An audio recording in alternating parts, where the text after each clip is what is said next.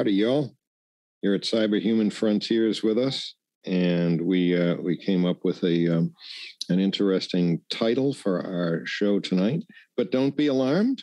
There are good ways to frame this thought, and we're going to get into it. So we're going to be talking a little bit about the Chinese model for the future, a little bit of what Google is doing and other big data companies, and maybe even a little bit about self-driving cars, and then what patents that we have and information that TMC is going to bring to us to kind of build out what some of the background of these developments is.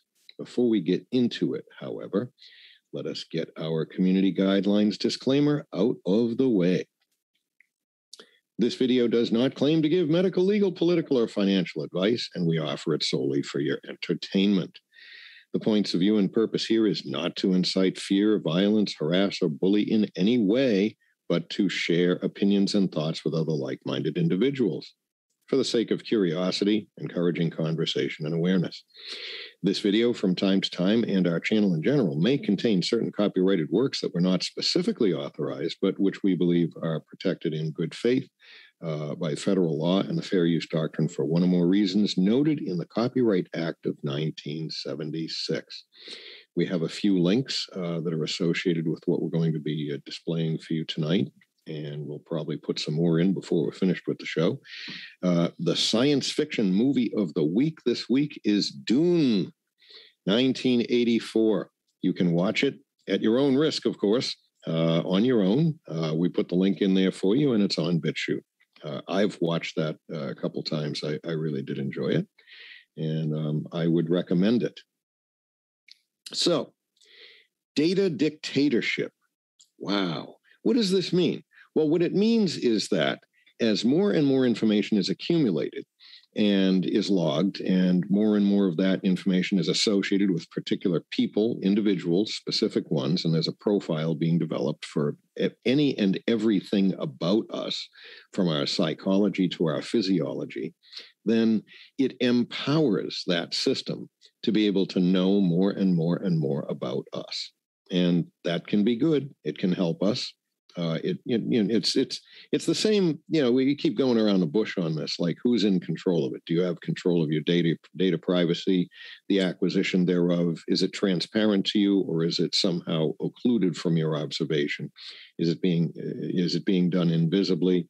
Or did you at some point agree and acquiesce to the quote unquote terms of service for some device or whatever it might be? We humans have heart and soul and spirit and ethic and morals, and computers have on their side, they're really reliable. They're machines, and they're fast. They're faster than people can be. We think sort of fast. Sometimes we have intuitions, which can be actually lightning speed, but a computer can go through millions of logical operations in every second.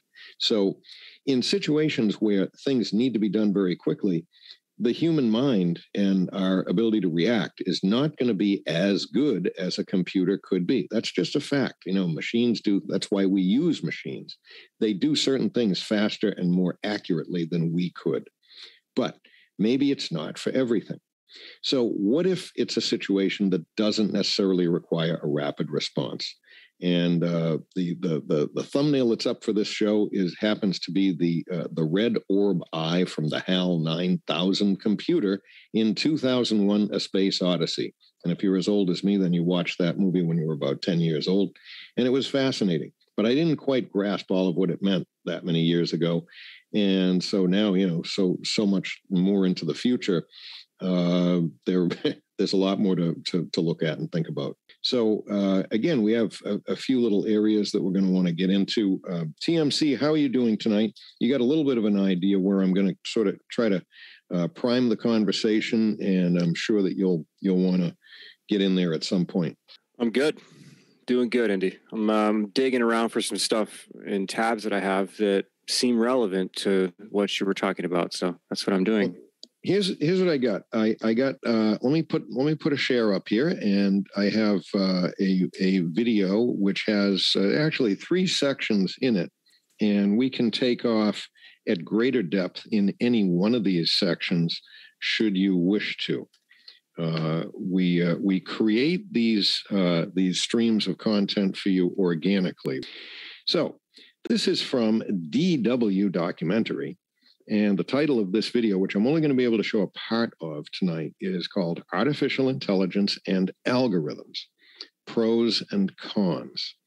And this starts off with the Chinese model. Talk about Huawei in here and the prospective future of, I guess, the types of automation that are planned in China and exactly how far-reaching that's going to be. Here we go.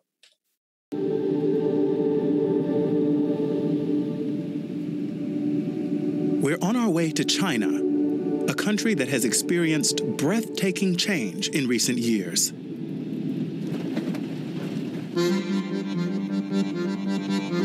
Its capital, Beijing, is buzzing. The whole country is hungry for progress and is on a fast track to the future. Time seems to move faster here. By the year 2030, China aims to be the global leader in the field of artificial intelligence. And there's a lot to indicate it will meet that goal, because the government has bankrolled subsidy programs worth billions of euros.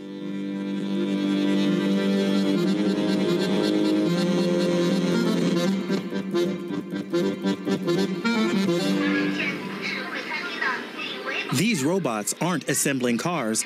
They're the big attraction in Beijing's latest smart restaurant.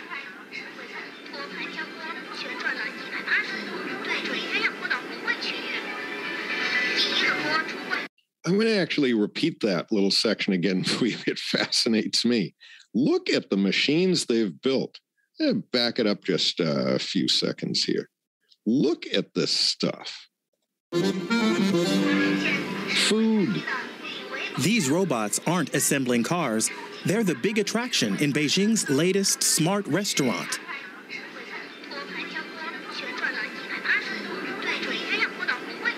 There's your dinner.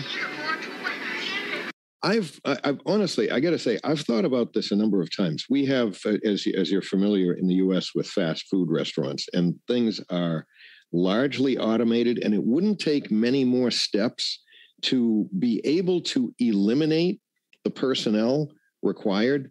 They've got a lot of machines there. It would just take a little bit more automation, maybe one person managing all of the data menus and the status of all of the equipment just to make sure it keeps working right.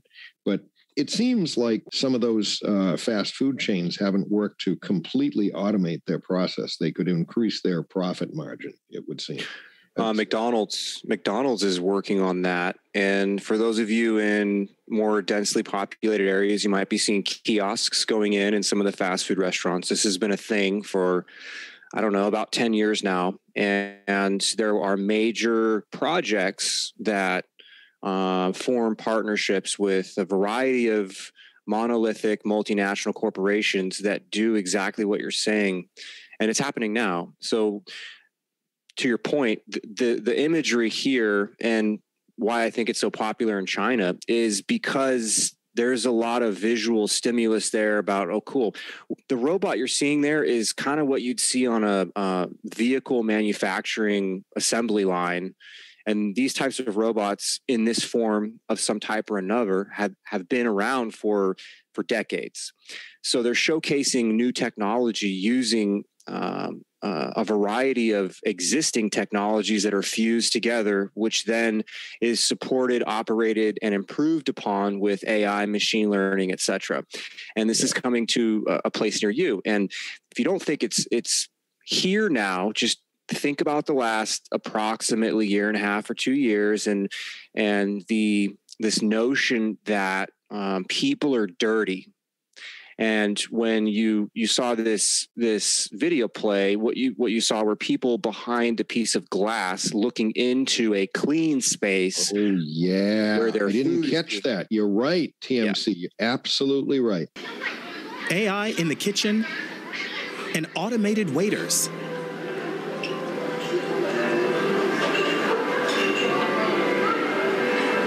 I have a meeting here with the design researcher Gesche Just.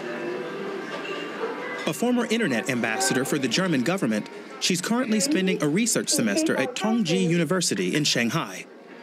I ask her about her impressions of China. There's this real hunger in the city, and it's super fun to talk to young people because they want to be the motors of change. They work day and night. They have a new work-life balance model. It's called 996. I thought, what do you mean 996? And they said, we work from 9 a.m. to 9 p.m. 6 days a week. That's the better model now, because they used to just work non-stop. But no one's stopping. No one's hitting the brakes. They work like crazy because they want to bring about change. This restaurant cost $20 million, just the one restaurant. They've invested this. TMC, do you have any comments or thoughts, maybe insights or speculations about what it is, what Chinese society is like from the perspective of the quote unquote citizen, not the government? Yeah. I mean, do you really, thoughts? Because I'm thinking. Yeah. The embellishment or the lavaging that she's doing right now as it relates to the motivation, inspiration, hope, and change, and I'm using quotes with my claw hands, right? Yeah. That is just whitewash for if you don't do better than your neighbor, if you don't do better than your own brother and your sister, they will benefit and you will suffer because of this idea of artificial scarcity, artificial and or conservation of energy, if you will. So, for example, if you have a billion people and you have a billion slices of a pie, and then you say, okay, population, those of you that produce, those of you that perform by the standards that we set, will be rewarded. Right. You get your one piece of pie, and there's the minimum standard. And this is the social credit score in a nutshell. So you have one piece of pie for every one of your billion people in your population. And then you say, now compete, because we know that this one piece of pie is going to proverbially feed you for only half of your awake time or half of your time that you're alive. So you're forced into working very, very hard. And then you put in this notion of growth and crony capitalism, which is really fascism in some form or another. And you get people that work 20 hours a day because they have to. And another culture that does this, but for different reasons, would be Japan. And you can look up all kinds of stories in Japan where people literally are working themselves to death. I'm talking like the equivalent of three full-time jobs so that they can maintain whatever they think is important to them. And what this does is it creates an isolation in your own mind and your own entire system, if you will. And that further creates a division between your willingness to share the scarce resources that you are able to obtain. And so what you get is this further balkanization and division between people, and up to and including families, that result in lower birth rates, a higher likelihood of pointing the finger at somebody else if it saves your own. What about stress-related disorders? That's the death part. It's not a happy way to live. What's irking me about this piece of this video is it seems to be painting a rosy picture of enthusiastic people, but it's I think if they were to really just do a little reality check for themselves, they'd tell you, wow, I don't really like it that much, but I'm doing it because I have to. But they don't talk about it. That's like the unspoken fact that everybody knows. This is what we have to do, because the overbearing political and sociological model is you will do what you're told. Otherwise, you will suffer somehow. And I don't think that's coming across in what we're seeing here. No, a piece to maybe frame in your perspective would be this idea of an Overton window. If you can set a standard and then move the standard left or right or up or down at a social level, all of a sudden the new normal becomes what used to be, and I'm looking at this from a Western or an American perspective. Right. What used to be 1950s to 1970s, one person works, the other person stays at home, and you have enough money to raise as many children within reason as possible, up to and including being able to take 2 vacations a year, put them all through college, not have a car payment, have your house paid off at a reasonable time, and actually have something left over when you're ready to pass assets on to whoever you choose to pass your assets on to. That's 1950s to 1970s America. And where we're at now is 2 people have to work and you're barely able to eat and keep up with a minimum standard or a minimum quality of life. Right. And that's what we're seeing here. And so this lady's saying, oh, well, China's doing good because they actually set policy that says this is all you have to work rather than having these people work 24 hours a day proverbially. But what is really being done is they're either moving the Overton window, and then you can ask yourself from a sociologic or a demographic point of view, why and for what reasons, et cetera, et cetera. They're moving the Overton window, or they're setting a standard that will then be moved because this whole discussion is about AI. And so as AI picks up on productivity and efficiency and what's good and what's not, up to and including behavior, then AI will respond with either a physical response or a digital response, something like the Stasi or the Communist Party coming to your door, or something like your credit score being modified. I think that China is headed toward a very, very, very well-controlled society of less people than they have now. That's my guess. I don't think so. No, I think that what we're seeing here are going to be the tools and the tricks that are going to be sold and incentivized to other countries to further deploy the artificial intelligence network and all of the connected devices that China controls throughout the rest of the world. And the mass of people, the main body of the Chinese population, will go through what the rest of the world is going through, maybe at a different time, maybe in a different way. Right. But once that's done, you have China basically controlling cyberspace, and then with people, those remaining, able to cross-pollinate, and again, I'm using a euphemism and quotations. They'll cross-pollinate their people, otherwise known as infiltration, everywhere. Yes. Yeah, I'm glad you reframed that. Yeah. It's not exactly cross-pollination. Go on, TMC. It's not exactly cross-pollination. It's really kind of doping other societies in other parts of the world with that model. That is what bumblebees do. They run around from one flower to another, doping each flower with pollen. So cross-pollination essentially is a type of infiltration. Cross-pollination would allow for the exchange of information, goods, services, whatever, between entities or organizations that wouldn't necessarily have had an opportunity to do so.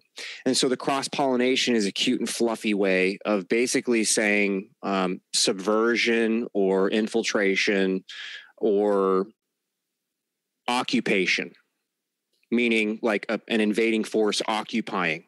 And when we look at modern warfare and modern technology and modern techniques, offense and occupation don't necessarily have to happen up front with a physical force, military or otherwise. It can be done in a much more subtle way through things like economics, through manufacturing, through infrastructure and transportation, things like that. Infiltration, #governors. One more element to put into your overall perspective of what's going on in our world. I'll back it up about 10 seconds and we'll go on here. It's huge. Crazy because they won't stop. But no one's stopping. No one's hitting the brakes. They work like crazy because they want to bring about change. This restaurant cost $20 million, just the one restaurant. They've invested this huge sum to digitize the entire operation. They aren't just robots serving the food, the whole kitchen is digitized. Refrigeration is monitored, supply chains are monitored, there are dashboards for everything. Everything is connected here, where they're testing what works and which aspects can be implemented in other restaurants of this chain. That's the idea here, to just try things and to think big. Hello.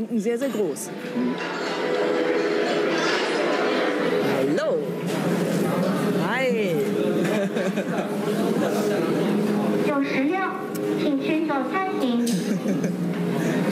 So I'll just help myself, if I may. Super. 你好，谢谢。谢谢。 But what about privacy? There's seen to be a trade-off between security and privacy. You often hear how AI has increased public safety. For instance, that the ubiquitous surveillance cameras have dramatically increased the crime-solving rate. It's hard for us to relate to because privacy and personal rights are so important for Germans. But here there's a different tradition and take on the issue. Andy.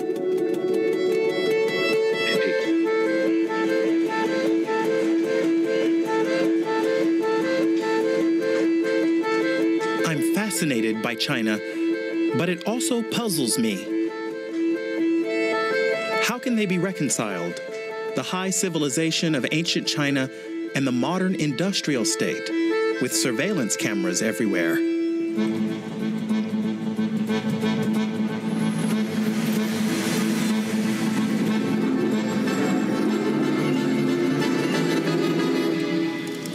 The Longgan district in Shenzhen. In the heart of China's booming economic region, north of Hong Kong, we visit the Smart City Control Center. Indeed. A giant monitor displays. That was a big screen.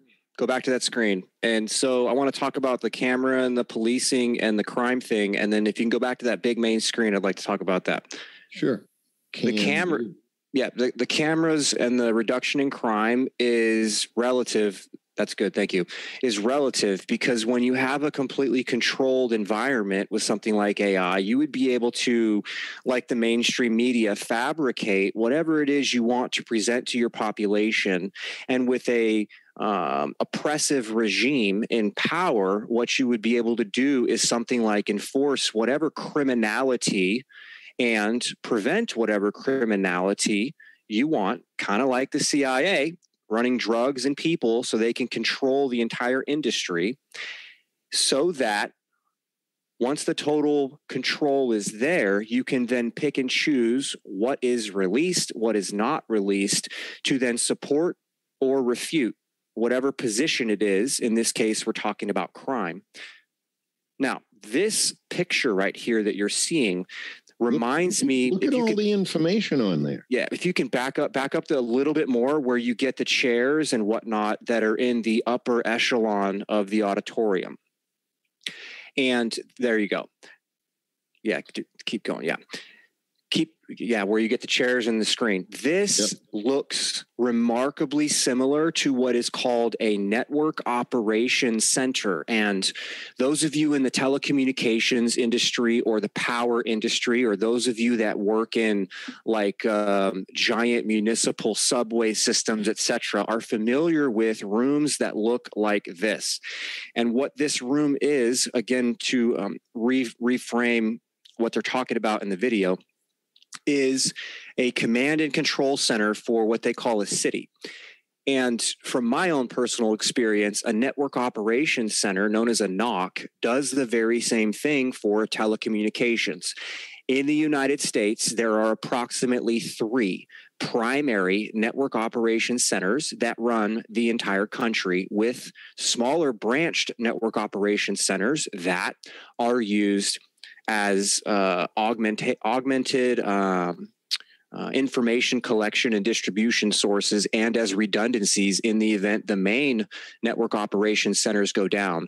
And the screens in these rooms are very similar to what you're seeing here, with a variety of information that take all kinds of data and fuse them together in meaningful ways so that those that are trained to look and manage this information can easily make decisions. When you look at Space Force, for example, this entire spread would be put into much more condensed, three-dimensional, object-oriented environments that then are fed through monitors and or VR headsets that allow all of this data in a flat panel, two-dimensional space to be put in a small screen that you would have in front of your eyes in a three-dimensional space, which then you would thereby navigate in a three-dimensional environment in a virtual kind of a way.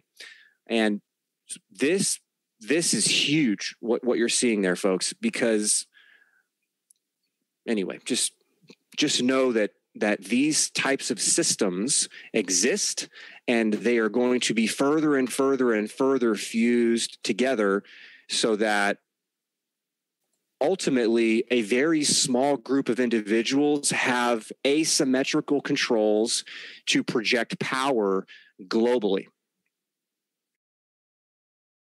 Look at that. Here we go.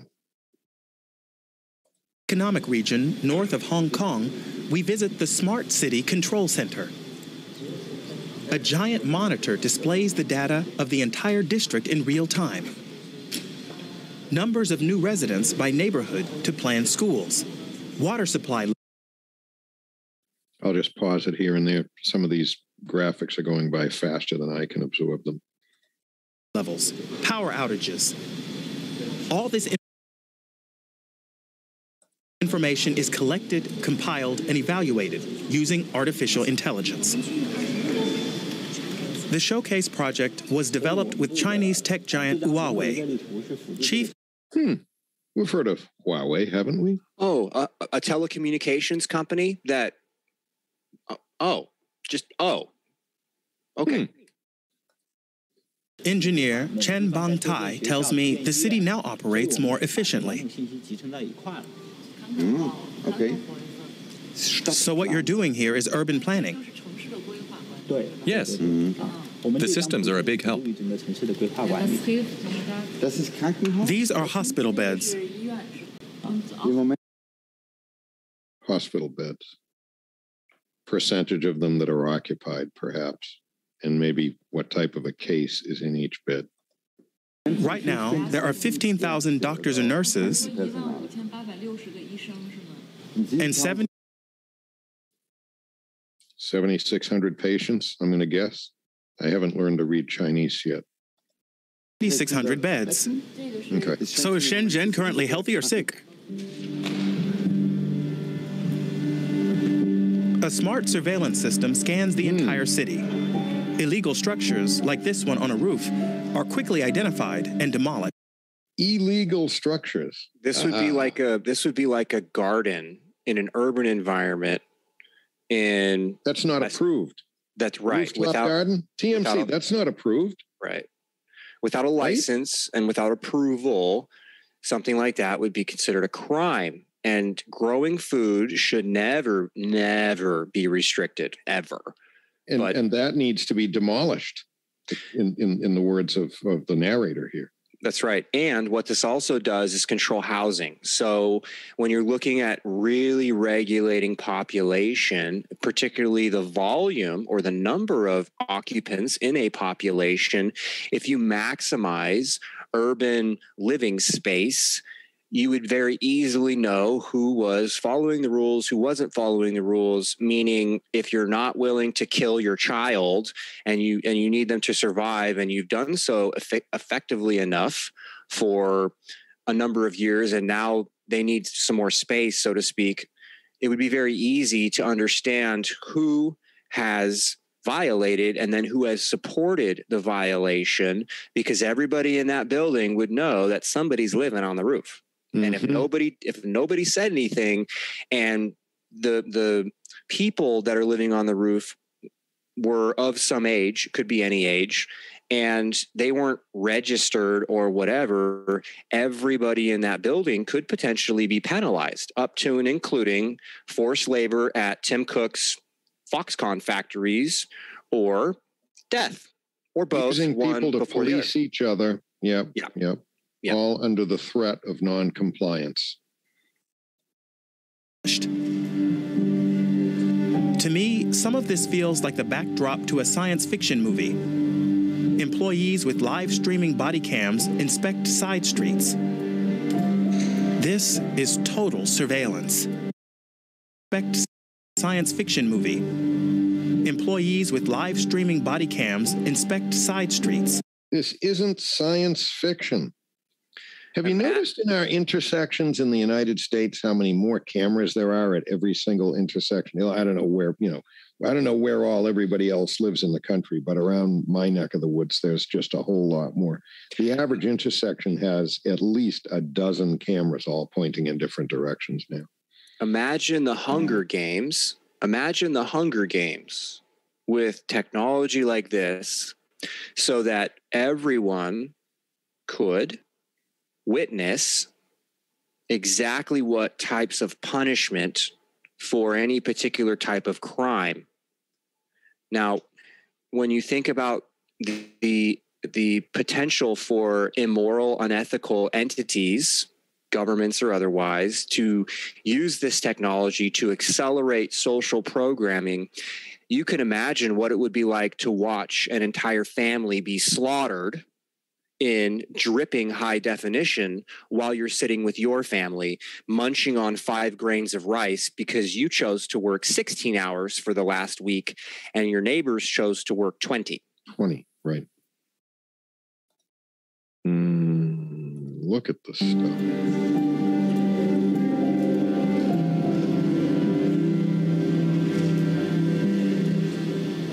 Chen shows me how cameras installed in restaurant kitchens even keep tabs on cleanliness. But doesn't the chef mind being monitored all the time? The system logs all the people who view the images. Anyone who looks at them without permission is punished. Total transparency for the purpose of progress. Chen says residents of Longgang District approve. Stop. The residents approve. Of course they approve. If they didn't approve, exactly what do you think their future quality of life would be? This guy just said that anybody who views the images without authorization is punished with a devilish look on his face. And then I'm going to back it up. and then the narrator indicates the total transparency. And so there is a mental... Is that the devilish look? Yes. That's it right there, right? Yeah, there is a mental... man. There's a mental judo going on there in the presentation of this story in order to reflect the benevolence of the Communist Party, when in fact transparency is exactly what is withheld from the population outside of being transparent with everything they do wrong, and a total transparency for the hegemonic global godhead that China wants to become, i.e. the Communist Party. By the way, this is DW documentary. We want to give acknowledgement to DW, which is a German public broadcast service that produced this video. Anyway. You see his pursed smile, this dude gets off on watching the Stasi go bash people's heads in and probably other unspeakable things. Like I think he really likes his job. Yeah, that's a nice way to say that. That doesn't make me feel really comfortable or fuzzy or warm or I don't know what that other word, lavage, whatever that other word you used there was. I don't feel very lavashed. Yeah, it's like expressing a boil or something that you want to weep, a wound that you're weeping, something like that. That's my visualization of lavage is squeezing disgusting infected pus out of something that you then serve up to somebody else and tell them it's ice cream. It's nutritious. Hashtag I got my butt wiped. Oh, brother. Total transparency for the purpose of progress. Chen says residents of Longgang District approve. That's the one that killed me. They approve. They have no choice. Jaywalking is not allowed, and offenders are immediately identified. Look here. You jaywalk once, and right away your social credit score drops.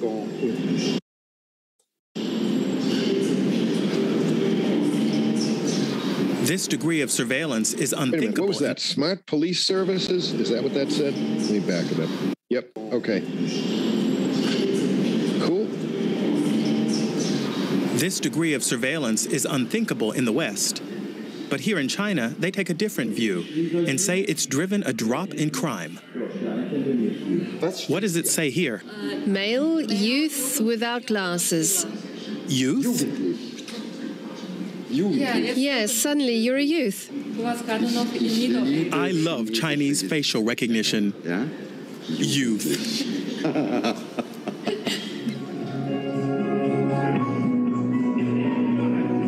A transparent society in the interest of efficiency. Some of this appears. Efficiency to what end?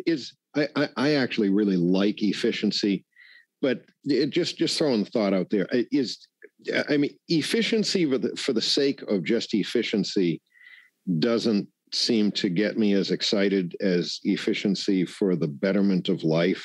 You have to quantify or identify, terms, right? Because efficiency could mean anything.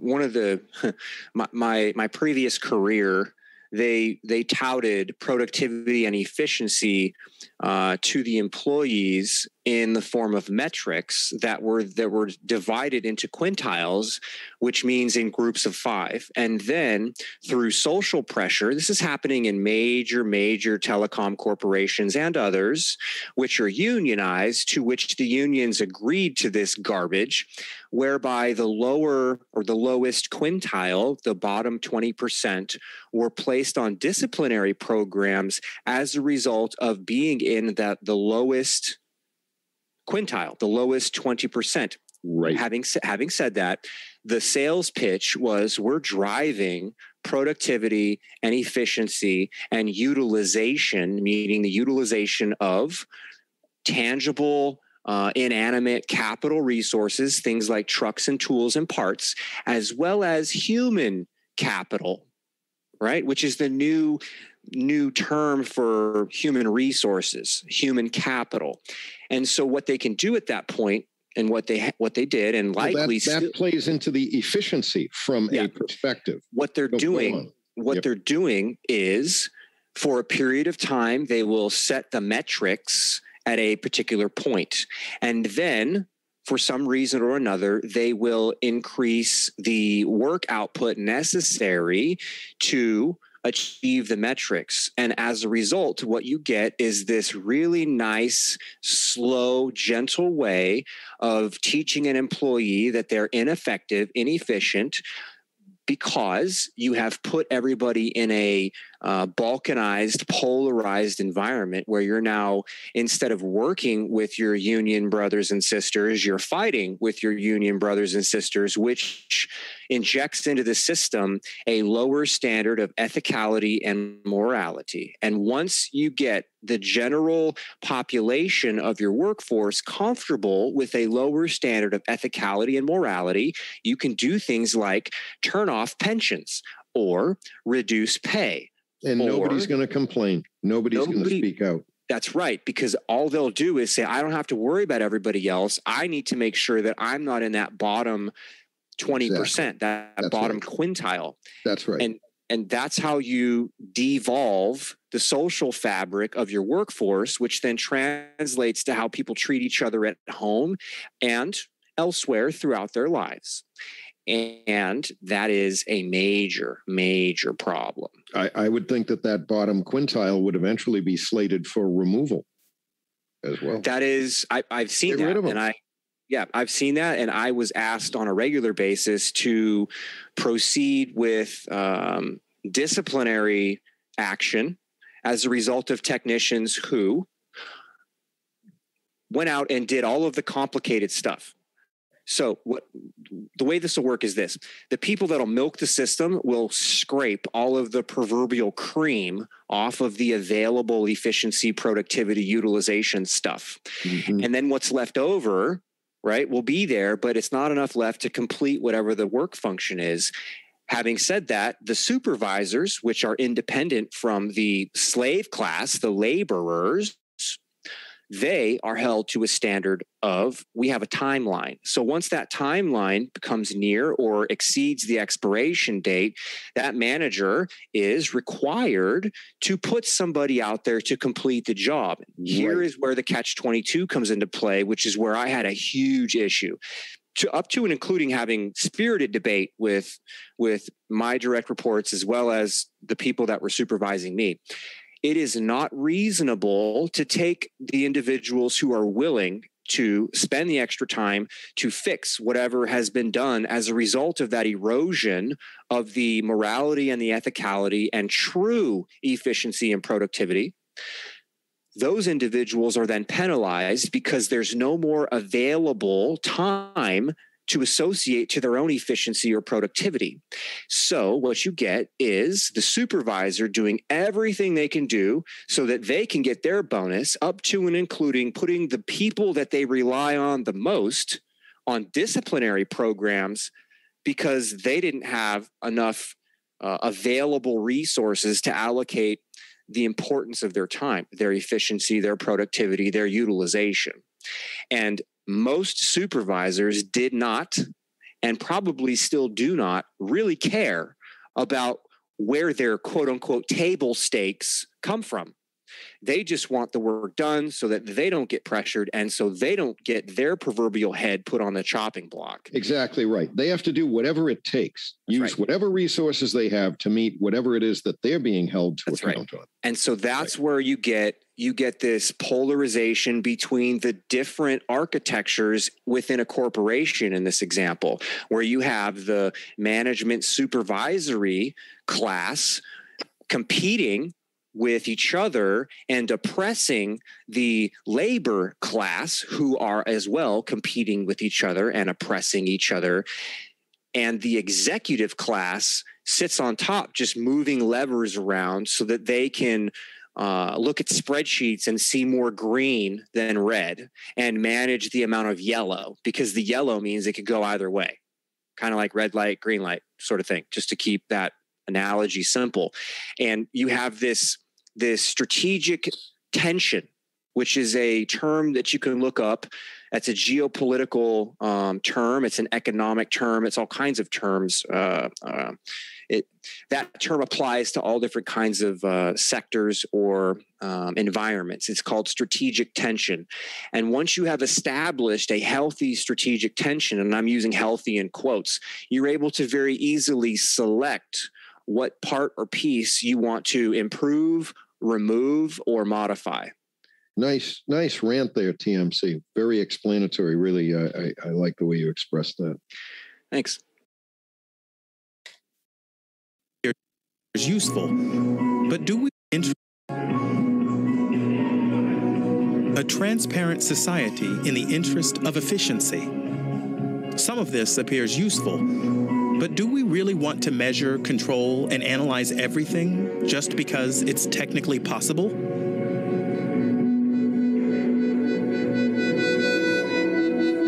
Won't that inevitably lead us down a road to data dictatorship?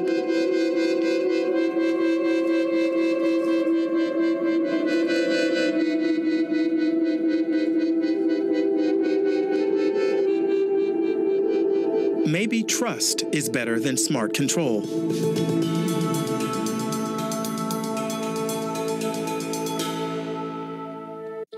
Silicon Valley, a synonym for innovation and That's kind of a novel idea. Trust instead of control. Well, trust, integrity, respect, responsibility. Yeah. They're a whole different set of elements if you run a society based on trust, respect, integrity, and responsibility. Well, maybe not responsibility so much, because that could be responsibility in the face of extreme discipline. What do you think? What you're doing is your trust is being defined as how well somebody self-censors their behavior up to and including their thoughts and their very impulses. Self-censorship, if done over a period of time, a terminology that would be applicable would be Pavlovian conditioning, like a social credit score. If you can get people Pavlovianly conditioned to live and die, quite literally, based on their social credit score, the trust that is established is the trust between those in power and the AI systems that are oppressing their populations. There is no real trust of the people themselves. It is trust that the AI mechanisms, as well as other social mechanisms, are doing what they're intended to do, which is oppress and refine, and again, I'm using quotes, the social experience. AI is missing something really important, though, that in my opinion, it will never have. They'll try to simulate it or perhaps emulate it, but I don't think that it's the same thing as being a human being. Who knows? Well, that's still in the future. This goes back to how these tools are implemented, which is where some type of oversight, whether it be public or not, needs to seriously be considered. It's the manner in which AI is to be implemented and or deployed. And what it really is an augmentation or an override of the entire human experience. So AI has the ability to augment everything we do, leaving the humans in control. The other version is AI overrides human impulse and human control and turns humans into automated, biologic, 6 billion years or whatever evolved mechanical things that can then be directed based on their very impulse through Pavlovian conditioning and physical conditioning. If you want to go back and look at how that's possible, look at the Brain Q episode we did. Previous episodes, right. Exactly. That's we've been showing all the inroads and avenues by which they've been opening those channels to do that override. To physically modify the circuits necessary to drive impulse control over humans. This is where it's going. This is a puff piece about facial recognition and surveillance and omnipresence that is 20 or 30 years old technology that now has the manufacturing, material science, distribution, and buy-in from these multinational corporations to go ahead and deploy what's been in use in a high-level government or military or intelligence application, now deployed in a consumer environment. And what will ride on top of that are the high-level government, intelligence, military applications of biologic neural digital interfaces that will then begin to start grooving, regrooving, growing, and shaping literally the physical architecture of your brain, body, and nervous system to be fused into the Internet of Things. And we've talked about that, I believe, on our last show. Yeah. Yep. Let's go a little further with this. Unlimited freedom.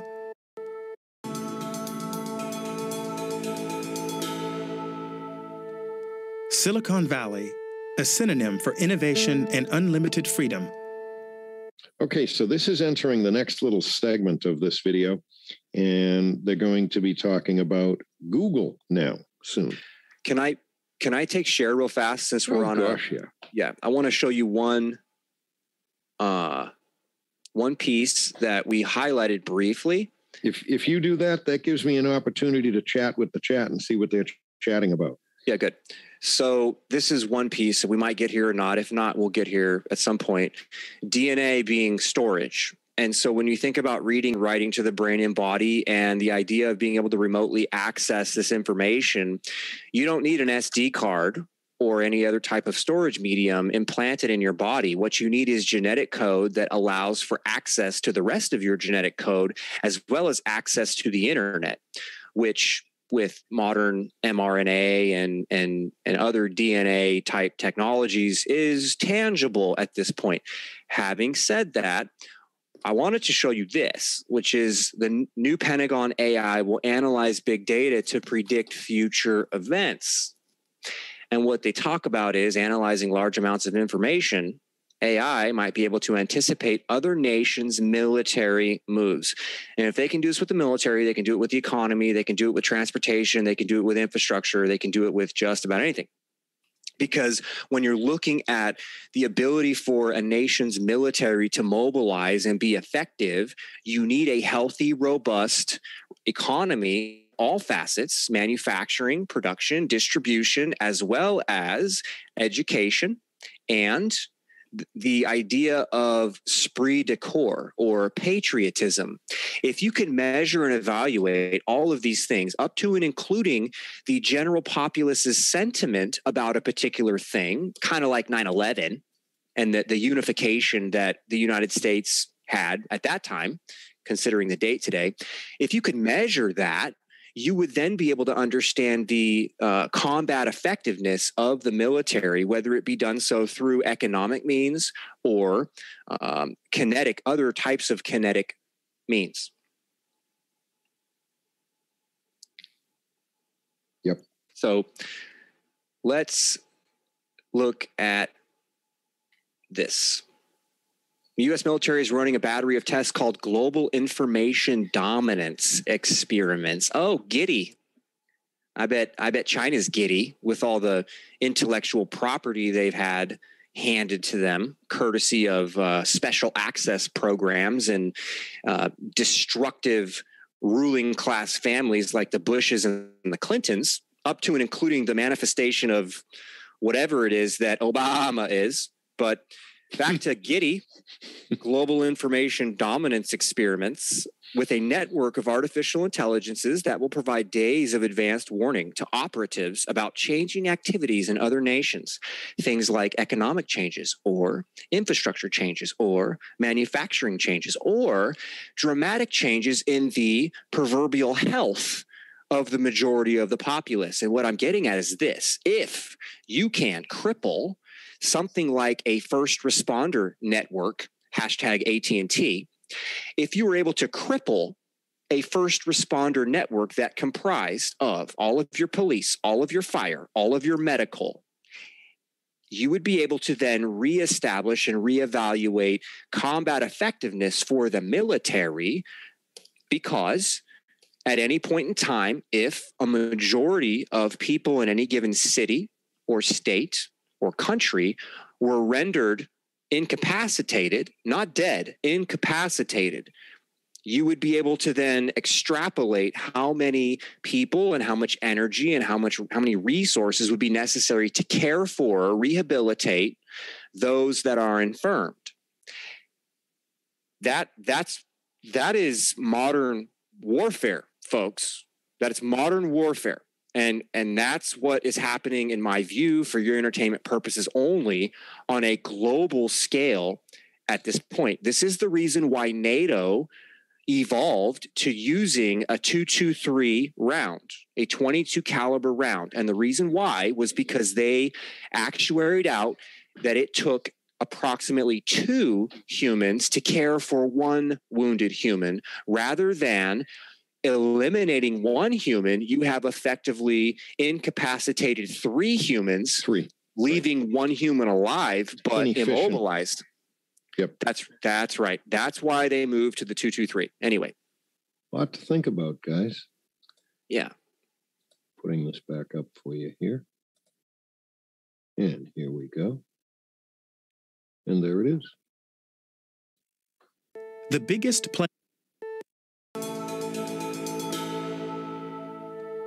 Silicon Valley, a synonym for innovation and unlimited freedom. The biggest players in the field of AI are based here. but their headquarters are hidden behind inconspicuous low-rise buildings. Facebook. We use their services, entrust them with our data, but the company is impervious to the public. A selfie at the entrance gate is just about tolerated. Next door at Apple, the visitor center's 3D model of the campus is as close as non-employees can get to the new building. What's going on inside? It's all confidential. We want to visit Google here in California and requested an interview weeks before our arrival. But all we get are stalling tactics. Like these visitors, Google leaves us out in the cold. Apart from a small store, this is the only visitor highlight accessible to the public. These Android lawn statues are even a designated location on Google Maps. Welcome to Google. Can you go back? Can you go back to the creepy humanoid-looking androids that have I know made out of candy? Public. Yeah, right there. Apart from a small store, this is the only visitor highlight. We have an Oreo. Yeah, accessible to the public. If you can mute that while we talk here, what this to me represents is the eating out of the sustenance of the human spirit and the human psyche and the human body. And this is disgusting. You are imaginative. This is disgusting imagery, because what this plays on are all of the limbic system endorphin creating things that companies like Google and Facebook and Apple and others focus on and spend lots of R&D money on, so that they can stimulate your brain while you're staring at your device. And what this is representative of is the notion that a childlike mind will be able to be manipulated and assanguated into something sweet and delicious for those that are authorized to consume.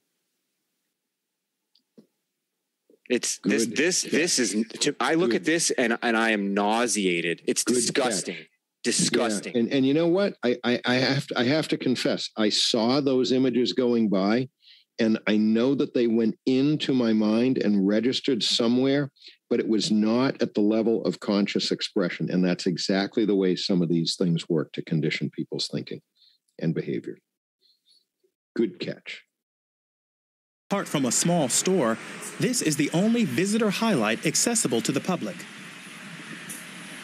These Android lawn statues are even a designated location on Google Maps. Jelly beans. Welcome to Google. Google steht erneut im Visier der EU-Wettbewerbshüter. Facebook have refused to answer questions. Les personnels chez Facebook. The European Union handing Google a $2.7 billion antitrust fine. These companies command growing power over our daily lives and growing political influence. Google spends more than 6 million euros a year lobbying Brussels alone. The EU's Transparency Register lists more than 200 meetings with Google representatives since 2014. Google is the busiest lobbyist. Google representative. The EU's more than 6 million euros a year lobbying Brussels alone.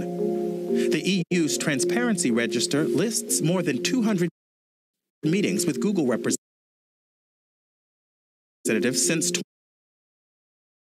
Innovation and competition in the digital sector. 2014. Identity, privacy, and security. Meeting with Adam Cohen and Sylvia Jeepmans. Google is the busiest lobbyist in Brussels.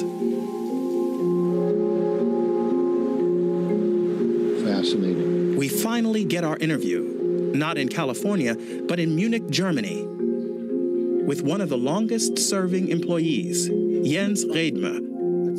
How important is AI for Google? AI is so important to us that 2 years ago, we rebranded our entire research division to Google AI. AI drives a significant part of our product development. AI, above all, drives a significant part of our efforts to improve the quality of our products. Take machine translation.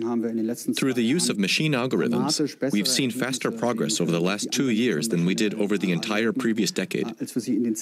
Faster progress. Okay, so catch the timeline. 2 years, decade. Fast, moving fast. Faster progress over the last 2 years than we did over the entire previous decade. Society will undoubtedly be propelled forward by the implementation of these services and the use of AI in the years to come. So when you hear terms like the singularity, reaching the singularity, achieving the singularity, what this really is this notion of AI systems riding on top of everything else, 4, 5, 6, 7, however many steps ahead, going back to the future prediction technologies that the military is using to study military capacities of other nations. That is a microcosm of the singularity. And that is what the pursuit of Google is. And if you don't believe me, search Eric Schmidt. Thinks search engine results should yield only one answer. And in that talk, he says that any search result yielding any more than one answer is an inefficiency. And that last word, I'm paraphrasing. I'm not sure exactly the term he used, but it is a synonym, if you will, of this idea of efficiency. And when you think about a company like Google controlling the majority of all internet traffic, and the chief technology and or executive officer who is a spawn out of Bell Labs, which is a R&D entity from AT&T, it's very easy to see how long-term people are selected and put into positions who are willing to play ball to achieve exactly that. One response per search. The next step is one response per search. That is the... You still there? It cut out. Yep. Yeah. So what Eric Schmidt was talking about is this idea of efficiency with search engine results. If you can achieve a single response from a search engine result that is acceptable by the person searching, that is what Eric Schmidt talks about as being the best or the appropriate. Right. And so the next step to that is delivering a single response that everybody is acceptant of through the use of Pavlovian social conditioning that we were talking about earlier. If you can achieve this lofty goal of a single search result that is acceptable by anybody who searches it, you then have complete and total information dominance over what the masses of people are digesting. Going to think. Right. Yep.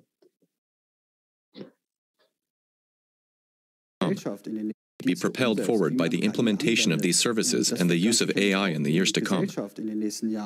What's key is that it's done responsibly, under the principles of transparency. Oh, please. I have a real hard time swallowing that. I'm not even going to comment on that. What's key is that it's done responsibly, under the principles of transparency.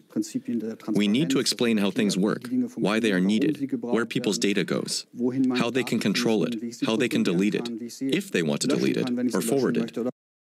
You hear what you're hearing there? The user must have control. But what about tech? The user has very little control, guys.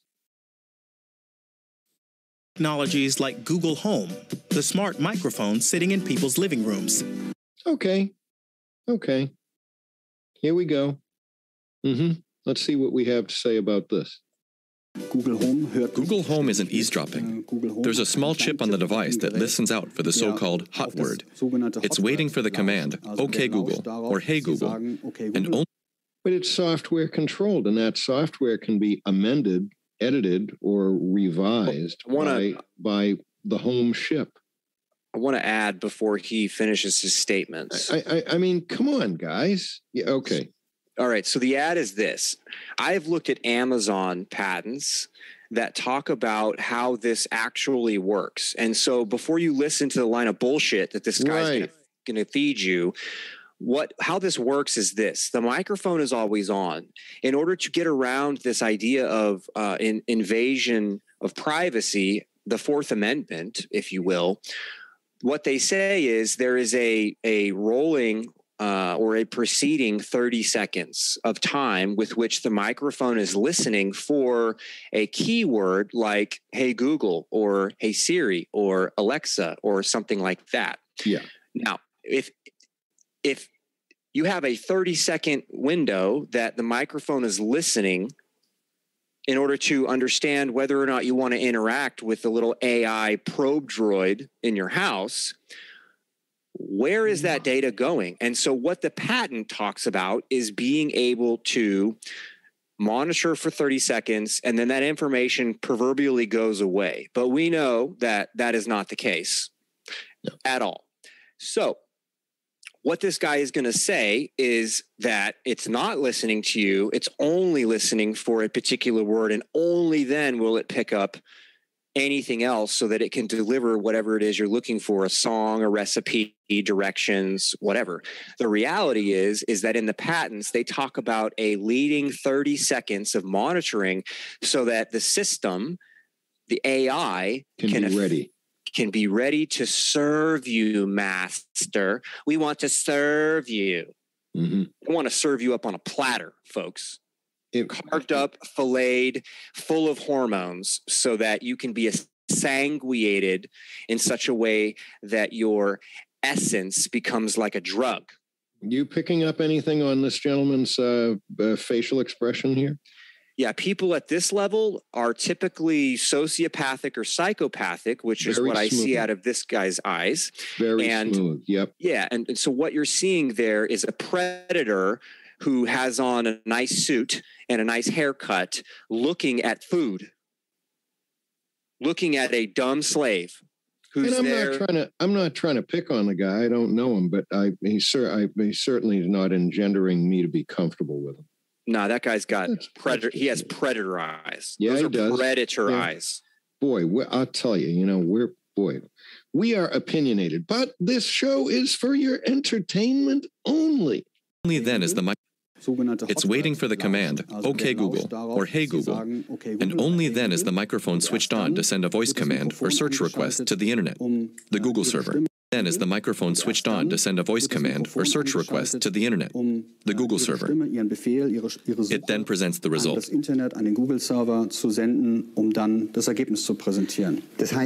So, as a science reporter, I'm naturally curious about the future. There's this patent application from September 2016. Patent from September 2016. This is kind of what we do sometimes. We try not to bore everybody with what we do, but here it is. Here's the patent from 2016. Somewhere up here. There it is. Monitoring and, just in case you're curious, monitoring, and let me get it so you can read it. Monitoring and reporting household activities in the smart home according to a household policy. Is that your household policy for your household? Or is that like kind of a general policy that was designed to fit the average expected household, or what people would accept? What you're going to see in this patent, and I haven't read this one, but I have read another one that talks about using all of the radio. If you go to that first diagram, one with the house on it. This one, yeah. Yeah, there's another patent that Google has very similar to this that talks about sharing all of those wireless radios for smart device interoperation. And if we ever get into directed energy, what we will be able to establish circumstantially is that all of these connected devices can potentially be focused on you which becomes potentially very dangerous.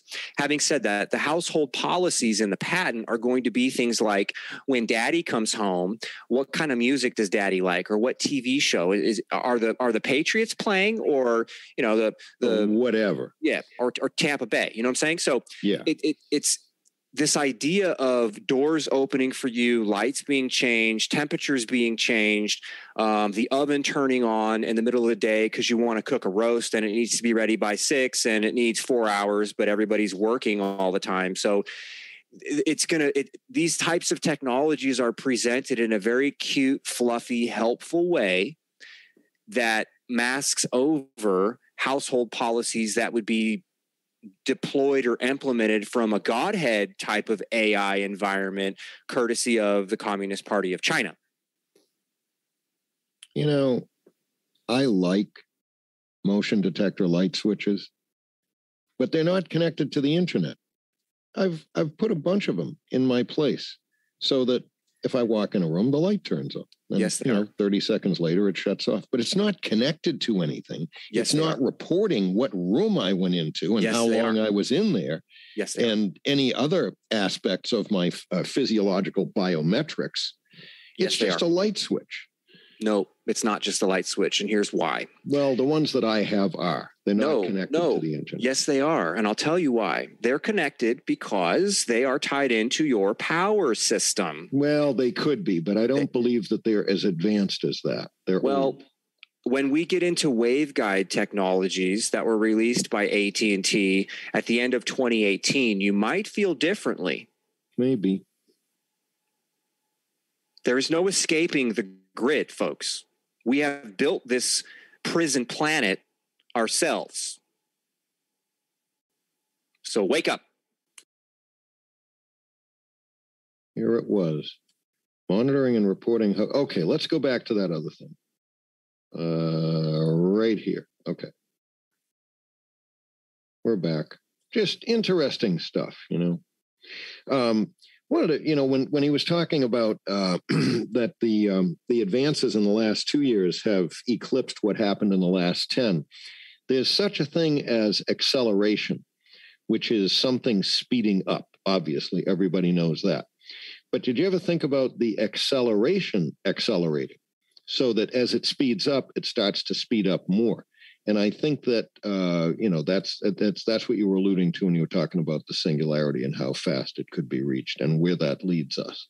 Anyway, that's kind of off topic. Let's get back to this video here.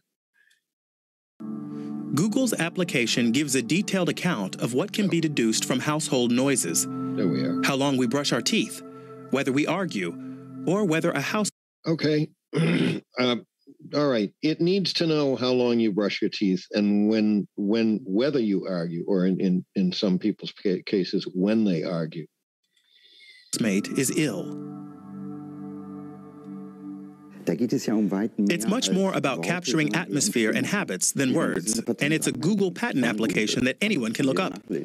Much more about capturing atmosphere and habits, in other words, behaviors, not just the words, but nevertheless, that's a whole lot of information. Okay. Atmosphere and habits than words, and it's a Google patent application that anyone can look up. I don't know anything about this particular patent application. We have a whole series of patent applications every year. Most of them are imaginary, fictitious services, which, like in many other companies, are never true. I don't want to pick on this guy, but he seems to me like he could, in some situations, be a very cold and ruthless individual. But that's just me, and I'm just saying it for entertainment. You can see that he's had training in the use of his facial expression. So if you were to mute this guy as they pan over to him, you will see the eyes go from "I can't believe you asked me that." Yes, to, I already saw it. How am I going to respond to? Okay, I have a response that's going to sound okay, and then the sincerely trained. The sincerely trained, not the innate, I have compassion that most of us have feelings. These are trained and practiced habits. You will see his eyes change in such a way that become more believable. That is what a sociopath. That is what a sociopath and a psychopath does in order to become promoted up to the higher echelons of corporate kleptocracy. Did you see just a little tiny hint of a glare a few times coming out of him, which is designed to intimidate the interviewer? Did you see that? I did. Yeah, I think you should play this guy on mute and just watch this dude's face. We can do that.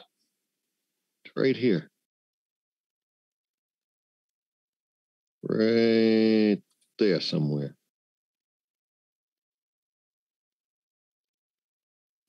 Just watch. Mm-hmm. Got it. Assertive head nod. The assertive head nod. He's getting his ideas and he's forming. And there's the, believe me, I'm believable. I'm friendly. Do you think I'm friendly? Yeah. What doesn't matter if you think I'm friendly, because I just gave you my answer. Yep. I just saw everything that you just iterated there, that you just expressed. I saw all of that. It's there if you look. Okay. Yeah. Now we're going to skip forward to get back to him. Okay. Here we go again. There's no audio. We don't want audio. Very good. Look. See that tight smile? Notice the tight-lipped smile? The assertive nod. Hey, maybe he's a nice guy. I don't know. No, I'm not comfortable with it. So the nod, and so if you go back to the nod piece, and I don't really want to psychoanalyze this guy for too long. What he's right after that, he's looking to see whether or not there's any change in the interviewer, and the interviewer is also trained while interviewing to be emotionless so that they don't detract from the other person's response or thought process, and that threw this guy off. And then he realized more or less that he needs to finish his statement, and it didn't matter. It became irrelevant, back to his normal behavior, his normal predatory behavior, in my view, for your entertainment purposes only, to then finish up whatever he thinks is an eloquent, concise response. I'll put the audio back on now. Yeah. That up down was, I don't really give a crap about what you think. Yeah. That was preceded exactly. by the pursed smile. I'm done with your stupid questions, right? Thing about this particular patent at this point. Also ich kann zu diesem speziellen Patent jetzt an dieser Stelle nichts sagen. Patents for imaginary, fictitious services? Google's EU lobbying activities. There used to be some channel on YouTube that would analyze body language, and I think they got banned. We don't want to be them. This is just entertainment. At least, are unarguably real. How much does Google intervene in the EU? I think the more important question is the one that lies between the lines. Namely, how ethically does a company deal with product development? And we have set our own rules according to principles that guide our own actions, research and product development that also guides our business decisions.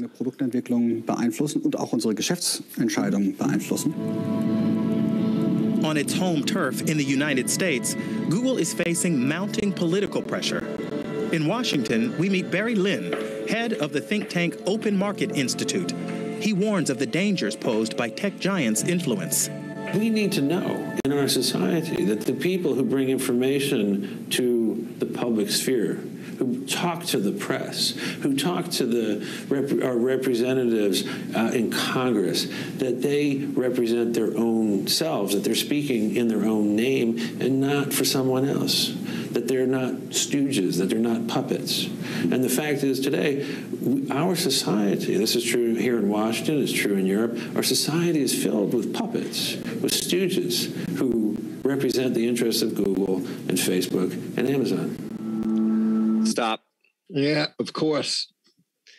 Yeah, so the corporation itself, by definition, is considered the same as a human entity in court. So the puppet that this guy is misleading the interviewer and those watching, the puppet really is the corporation. The corporation is an animated corpse that doesn't die, because the corporation, a corporation, potentially spans multiple generations of human slaves, and I'm using hyperbole here for your entertainment purposes only, as a entity unto themselves. So the puppet is inhabiting puppets who then function as puppets in places like government and the legal system.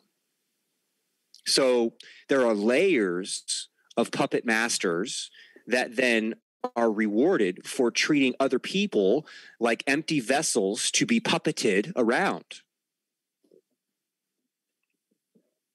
That's an iconic image right there, is it not? Yeah. Yep.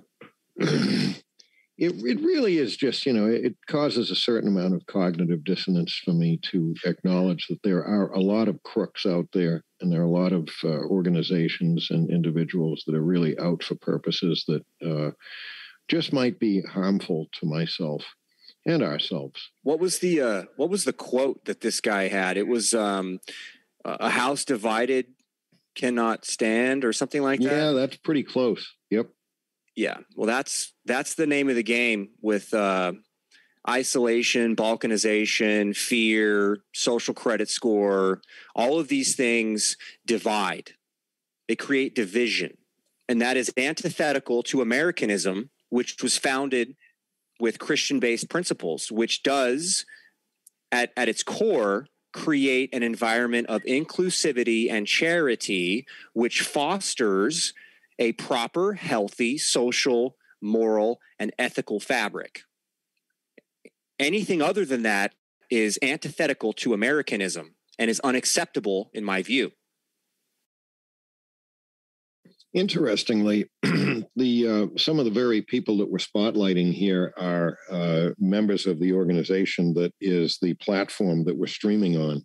And we do acknowledge YouTube for being a valued, quote unquote, valued platform in our efforts here. But we are asking questions, and we're asking those questions because it promotes conversation and thought and awareness. And that's why we're doing it. We don't have any desire to incite anything other than a pursuit of truth and clarity and the very type of transparency that people that we've featured in this little play that we've been doing here profess to want to bring. They want to, they're claiming that they want that it's important that there be transparency in the implementation of anything. And so we're just kind of holding them at their own words. And that's all we're doing.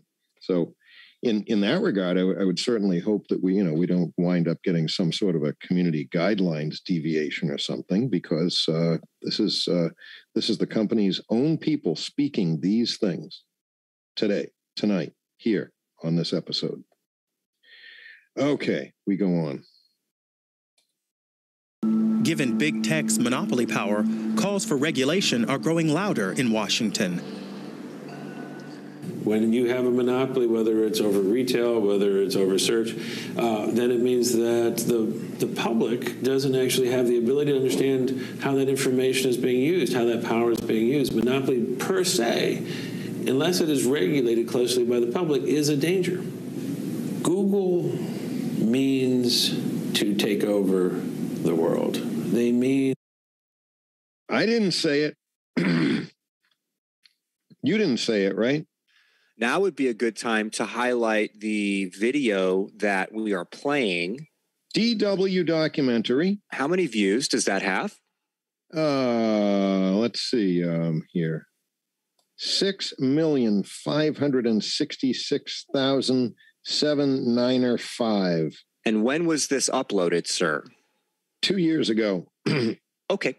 That's all for posterity and for your entertainment purposes, folks. We are simply trying to understand what is going on. That's it. That's all. Artificial intelligence is the topic of tonight's discussion. Okay.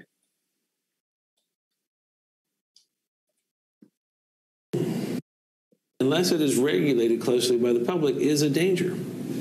Google means to take over the world. They mean to direct our thoughts between person and person, our communications between person and person. Direct communications. You caught that, right? Yeah. Oh, yeah. Our dealings in business between person and corporation. They mean to direct, influence, steer, I think that they would soften that and they would say inform and empower, but it's kind of got a lot of direction, influencing, and steering in it. Another word for entertainment purposes only would be coercion. To coerce. Yep. Good word. Good word. Direct everything that they can, our dealings in business between person and corporation. They mean to direct everything that they can. They want to know what's going on in our thermostats in our houses. They want to know what we're watching on TV. They are at a level of hubris that even the Stalinists could never have imagined pushing for. This is the pause of silence. Just let it sink in. The pause of silence. You catch the military truck over there? What looks like a military truck with what the heck? No, that looks like a boom. Never mind. That's got a claw on it, probably to lift heavy things off that truck. Never mind. Yeah. That's right. It's interesting. They used the Russian totalitarian rather than the German totalitarian or the China totalitarian, who takes the cake up until I think Bill Gates will ultimately have that proverbial Antichrist type analogy award for your entertainment purposes only. Where's this all going to go? What an exciting time we are all living in, guys.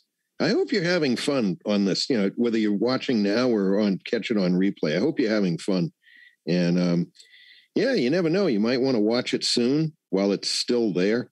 And okay. Google, Facebook, Amazon. Will the influence of tech giants continue to grow? What can be done to rein in their monopolies?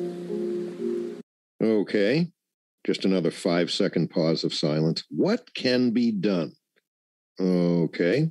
No comments. Just real thought. Yep.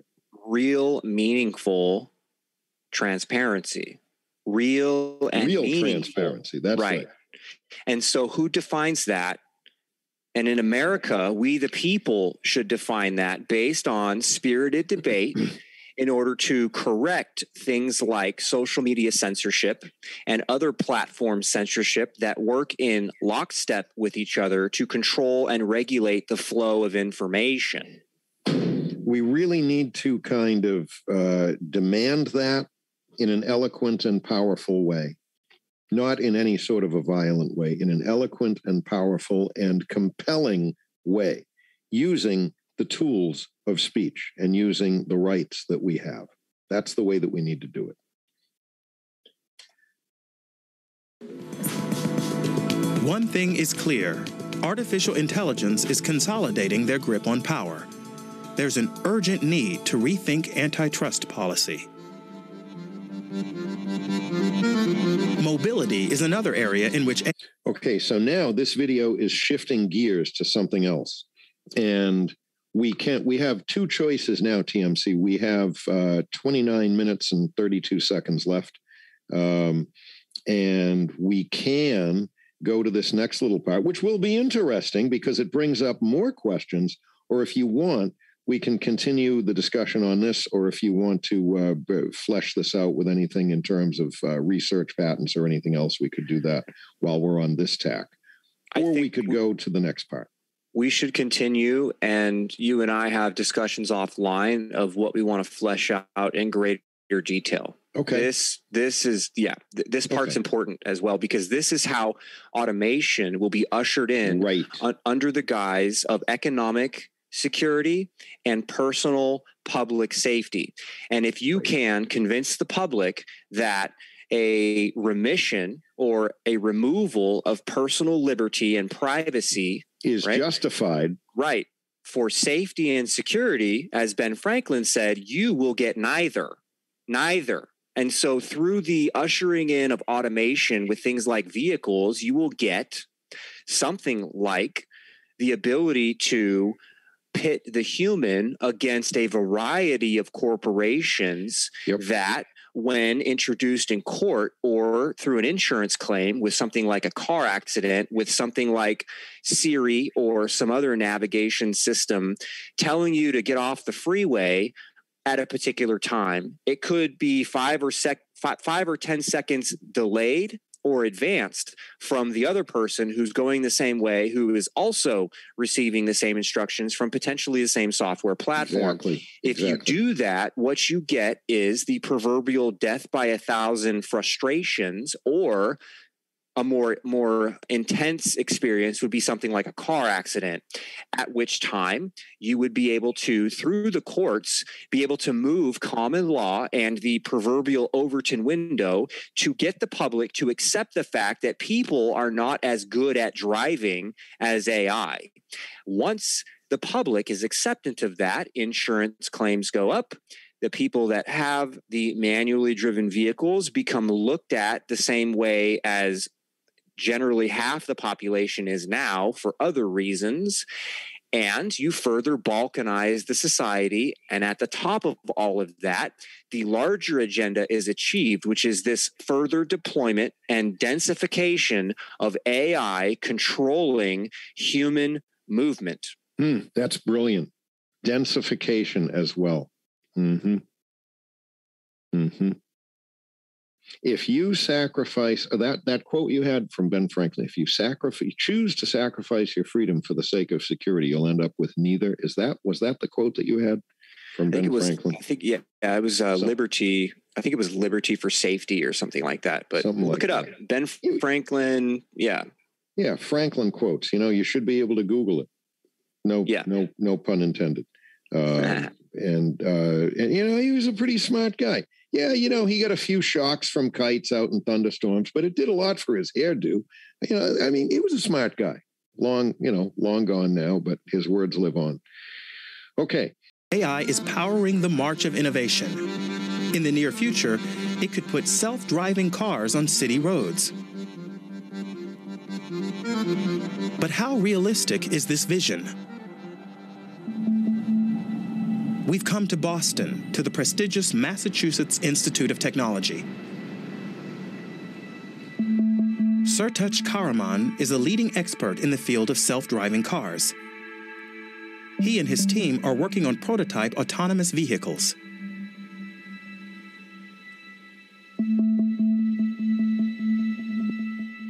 I think that we've nailed a couple items with computers and machines. One is all of this mapping and localization, all that technology works super well.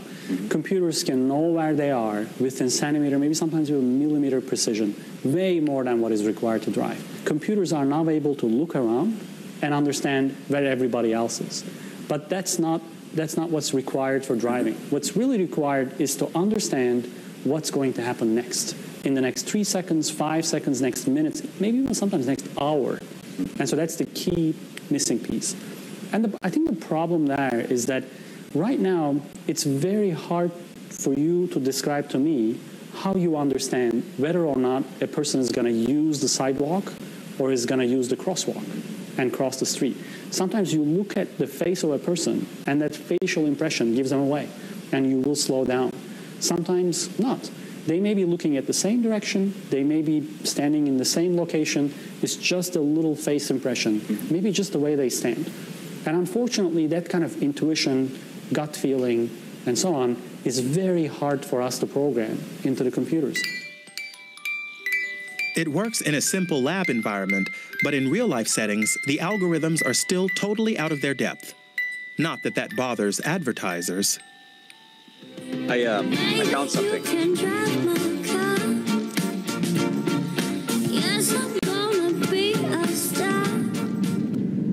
Our test drives were nothing but a series of glitches.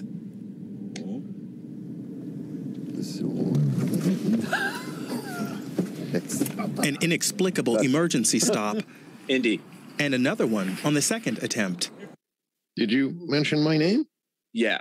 I found something that helps support the question that this guy was asking as it relates to understanding intent of what's going on the road, seconds, minutes ahead of time. And this is something that you and I have talked about a lot, which is freer logic. And this guy is working with the Silicon Valley, has been for a number of years now, to integrate technologies that measure your brain waves while you're driving.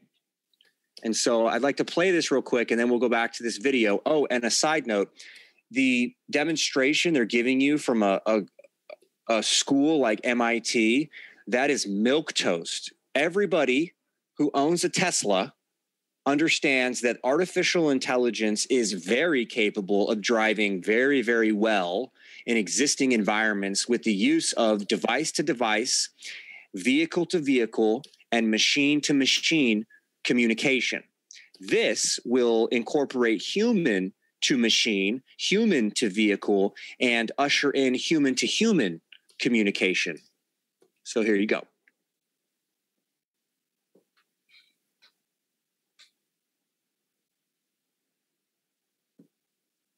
There is no sound playing at this time. Okay. If you go to freer logic, you will see a variety of technologies that exist for this company. And because there's no volume. I'm trying to load something. Here we go. Here. Well, those of you watching, this is the sensor technology that will be embedded in things like your seat rests or the visor or underneath your seat. And what this technology is able to do is extract the energy, the bioenergetic field from your heart, and filter that out with bandpass filters, leaving nothing but your brain waves.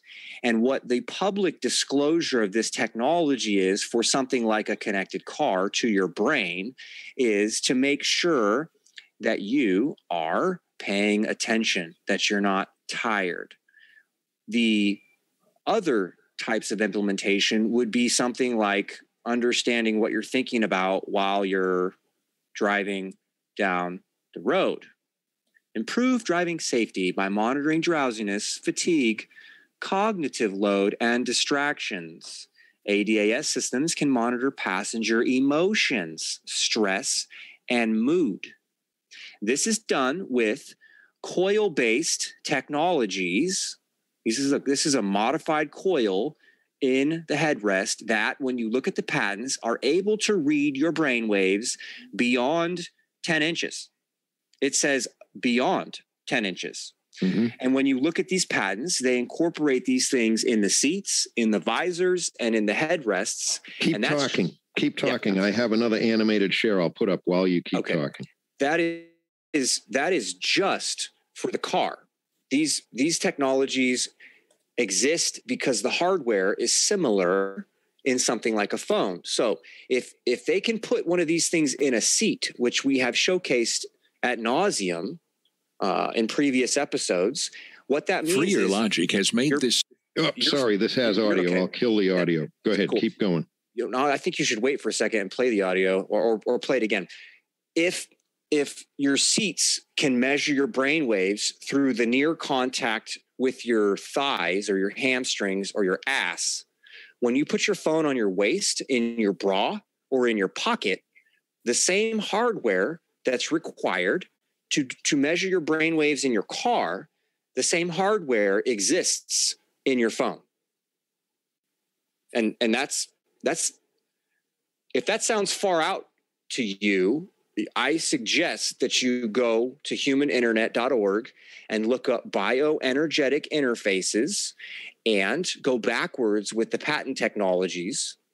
The one that's showcased on humaninternet.org, bioenergy interfaces, is a watch that is remarkably similar, mechanically speaking, to something like an Apple smartwatch or a Fitbit, whereby through the internet, you're able to inject neural code up to and including speech into a recipient's peripheral nervous system, stimulating their occipital cortex, which is associated with the visual centers in the brain. That is just one example of what resonance in the brain and neural circuits can do.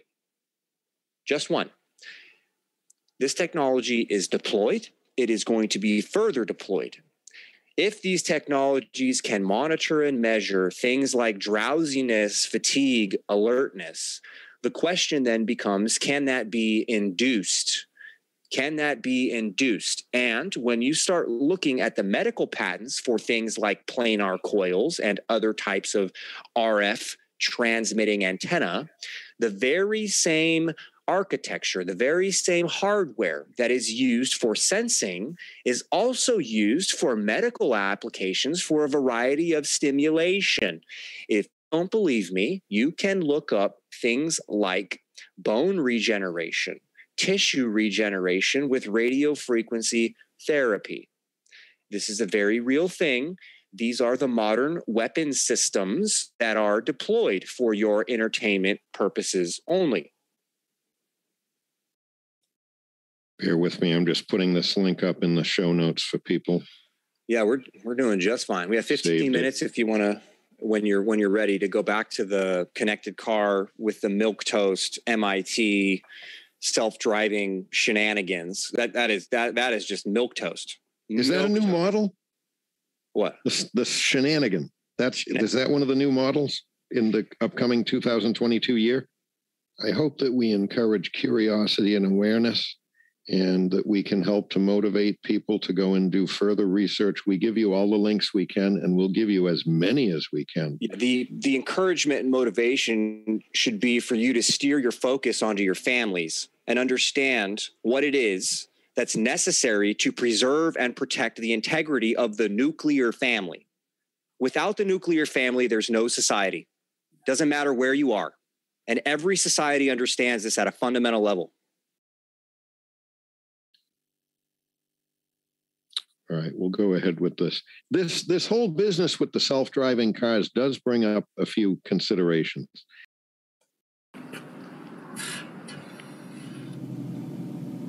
The sensors on this vehicle were overtaxed by a car parked on the curb.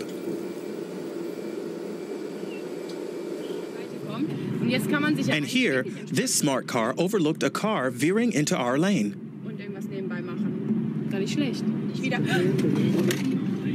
Well, that didn't work. Talking to the MIT engineers, it becomes clear that to build a self-driving car, developers need to meet a massive scale of technical requirements. What I think about fully autonomous cars is that I will be very surprised if it happens in less than 10 years. Also, I will be very surprised. I'm a big believer. I'd be very surprised if it doesn't happen in 20, 30 years. I think it will happen at some point. But I do think people really underestimate the kind of technology required to be built to make your car fully autonomous under every condition, every circumstance, every whatsoever. That's the very hard part. Shenanigans.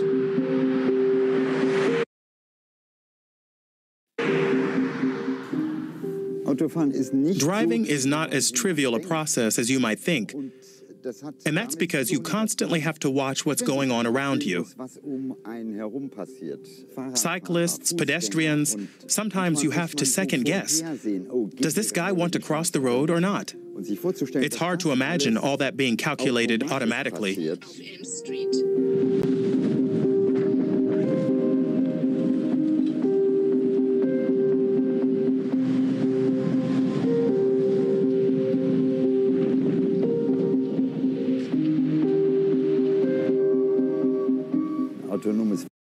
What this gets into at the end, because I've already previewed it, is the idea that the computer and the AI having to choose between two lousy alternatives, neither one of which is good, and that's toward the end of this thing, and it's kind of interesting to ponder. A self-driving vehicle would have to be able to deal with all of this too. Here we have a truck doing a 3-point turn. I may have to back up now if he doesn't make it.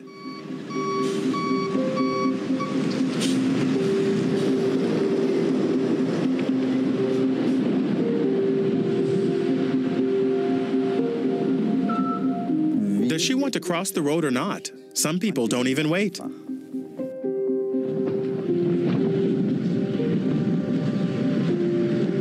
The fully autonomous car is a distant dream, but driver assistance systems are already making our roads safer. That is a fact. The technology package in some of the new vehicles where it will steer to avoid a known obstacle or a known other high velocity object coming in, or will detect lane deviation, wandering out of a lane. That really does work. It's good. Let's talk about that for a minute. And what I'm getting at is this. We need to think about the technologies that are used for wireless sensing. And what they are is radio frequency, millimeter waves, and radio waves, and LiDAR, which is the light version of radar. When you think about your parking sensors or something like forward-assisted cruise control, what you get are directed energy systems that pulse concentrated energy, whether it be light or some other variety of the electromagnetic spectrum, pulsing that out into the environment. Now, when you look at how regulatory applications are decided upon, what you get is something like, we have this one car, and we're going to test this for safety. That is very different than every car pulsing all the time in a variety of different ways and sequences that would then allow something like a RAN, a radio antenna network, or a RAT, which is another radio antenna something, to be able to, on top of all of these systems pulsing directed energy, control and regulate which sensor pulses at whatever time. Keep in mind, you have a variety of sensors in a plethora of quantities on one vehicle. So when you say that this technology might make driving safer, that may in fact be true. But when we look at safety from a holistic perspective, is this in fact the safest way to deploy AI to help, not hurt, society? Yeah, precisely. Let's roll it. Our roads safer.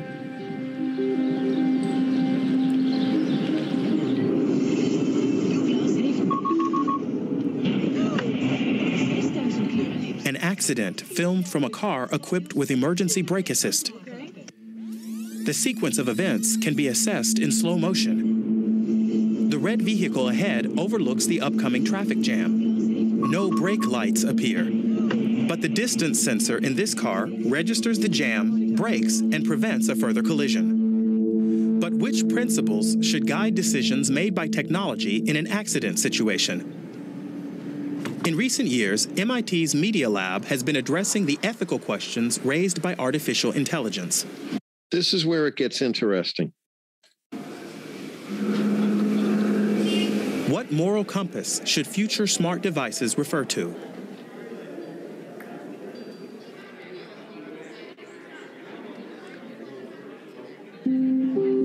Iyad Ravan is one of the world's leading experts on such issues. He and his team developed a survey called The Moral Machine to explore ethics for programming autonomous vehicles, like in the event of an accident. Most of the time, people don't remember anything, and people have no time to react. Everything happens very quickly, so they just are surprised. Maybe they see something in front of them and they just swerve in some random direction, or maybe they just freak out and press the brakes.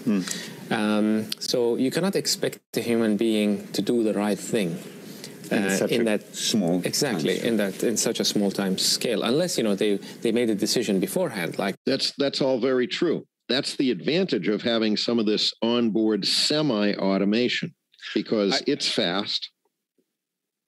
Go ahead. Were you saying something? I want to, but I'll wait. I'm impatient. Please proceed. Okay.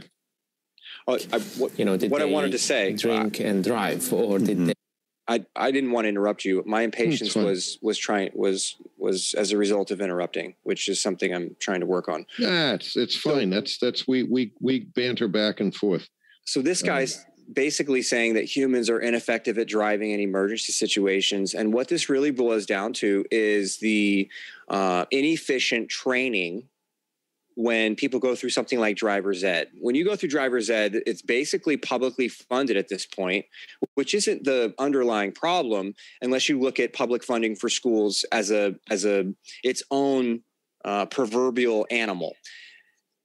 If humans were trained properly, for example, with something like the Smith system, for those of you that are interested in keeping your children safer in their vehicles, I highly recommend you research the Smith system and figure out a way to get enough people in your neighborhoods and or your spheres of influence to fill up a class so that your driving habits become much safer, much earlier in your driving experience. The Smith system was designed by a guy from the Navy who came back and was working with people driving very heavy equipment like big trucks in order to improve things like the amount of brake wear and your gas mileage and your tire tread life and all of that. Using the Smith system, things like space cushions, following distance, understanding where to place your eyes and what to expect from things like parked cars on the side of the road.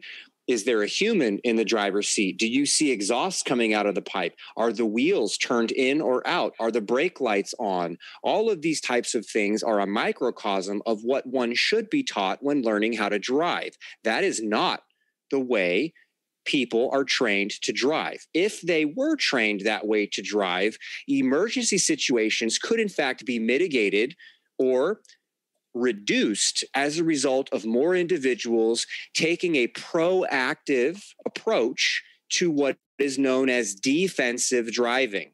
And that is not what is taught today. The Smith system is something everybody, in my view, should explore if you're at all interested in improving the way you as a human operate a motor vehicle amongst those that don't drive responsibly. We have 30 seconds to go over the Smith system. Number 1, aim high in steering. Stay alert of the dangers in traffic. Number 2, look at the big picture. Be aware of your surroundings at all times. Number 3, keep your eyes moving all around, scanning, scoping all the time, scoping and scanning. And number 4, leave yourself an out. If other drivers and other cars get you boxed in, you've got to have a way to avoid, to do collision avoidance. And if you don't have in a term that you use, TMC, a space cushion and a distance cushion around you, then you got no place to go if someone else does something unpredictable. And number 5, make sure they see you. Because if they can't see you, they don't even know that you're there. Anyway, that was the Smith system. We can put that up there too. Back to this. All right, I'm going to run this, getting down toward the closing part of our show, but we're gonna just finish up with this. They know that they were going to cross a red light, then you blame them. But otherwise, you can't really blame the human. But with a machine, because of the speed of the electronics, because the autonomous car is evaluating the environment, millions of times per second, then time goes much slower for the machine, and it's able to recalculate the situation and maybe recalculate the strategy. And this is where we can make a potentially better judgment than whatever random choice the human used to make in this situation. Now, what is better, though, is a very interesting question, and it's not obvious. And let's see a case where we have people versus people. So now we have the vehicle has 2 people inside of it. Okay. And it's going to either swerve and hit the barrier, so the people will die in the car, or the car will go straight and kill the pedestrians. The pedestrians who are crossing illegally, but they're also women, and these the people in the car are males. So now it gets very complicated very quickly. Should you prioritize women over men, or should everybody be the same? Should you prioritize pedestrian over passenger or not? Should you take into account the fact that people are crossing illegally in this case? Okay. So as you can see, once you have... Look at all those questions that come in really fast on a very simple example. Yeah. So So this is where the distribution of these technologies comes into play. If something were bad to happen that were bad to any of the individuals involved in this scenario, one would have to contend with the car manufacturer, the software that is running in the car, which is likely not developed by the car manufacturer, right, and any municipal and regulatory laws, if you will, that are in effect. The other thing I wanted to say earlier was this guy was talking about the system, right? The electronics, I think was the term he used, yes, providing assessments and reassessments in a millisecond time scale, very, very fast, millisecond or microsecond time scale. When you look at the base level expectations for quality of service with a technology like 5G, they want a 1 millisecond latency. And what that means is I send a transmission, and within 1 millisecond, anywhere on the planet, within 1 millisecond, that transmission is received. They also talk about 5 milliseconds, and the difference being robotics and augmented reality for humans, and what we would understand that as, and one of the examples in the literature is something like a firefighter having a bunch of sensors on their suit, or something like a doctor performing remote telesurgery, which are things that large corporations ushering in 5G advocate as the next best thing, so that you can get the best heart doctor who's halfway across the world to operate on you, potentially in the comfort of your own house or in your local clinic. That is why a 1 millisecond latency in applications like that is required, so that if the scalpel needs to be adjusted at the last second, the brain wave transmission can occur on the millisecond time scale, so that instead of slicing open an artery, you can selectively go in and prevent a massive bleed out.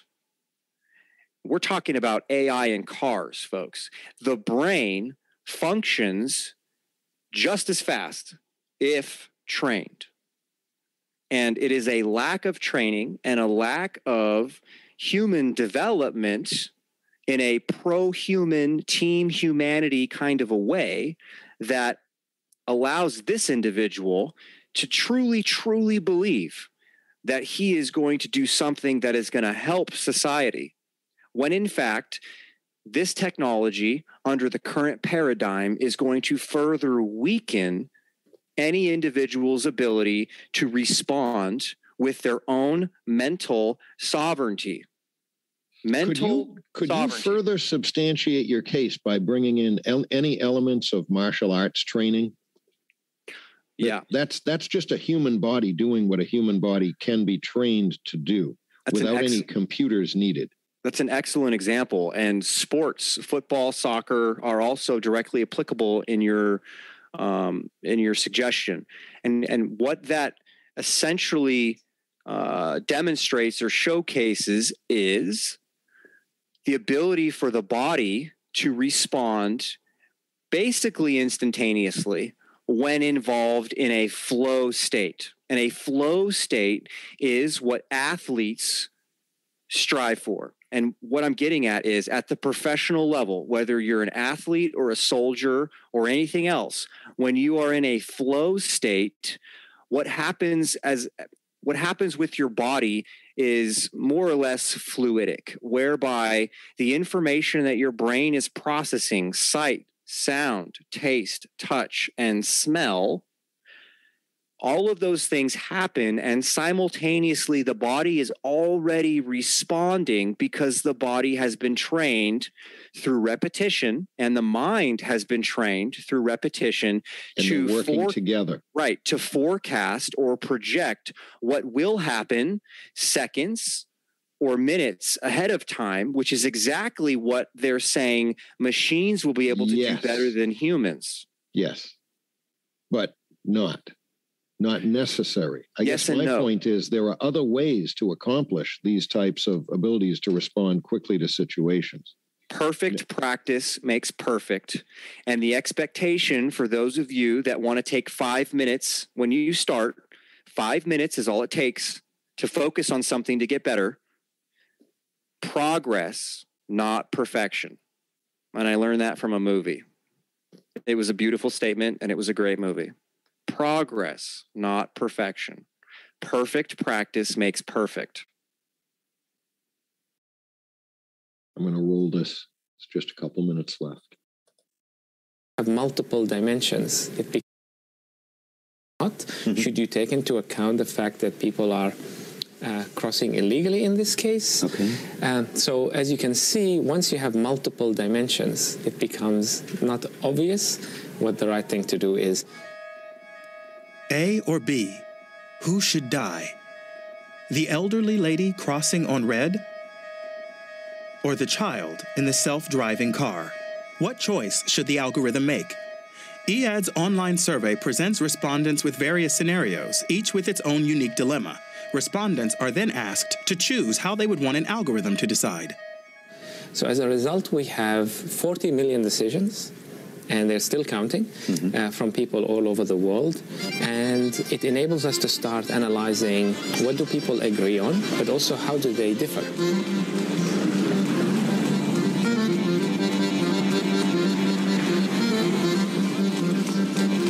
So does our culture influence our moral judgments? Yes. People always agree on saving more lives, saving children, saving people who cross legally over people who don't cross legally, and so on. The most interesting part is you could pick a country like Germany. Yes, and you could see how they compare to the global average. You could see... okay. So the status is not really important, but what you can see in Germany is preferring inaction. Yeah, so if you don't have to... if you prefer to just go straight. Yes. Which is the default. Don't take a decision. Exactly. This means Germans don't like to take a decision? Yes.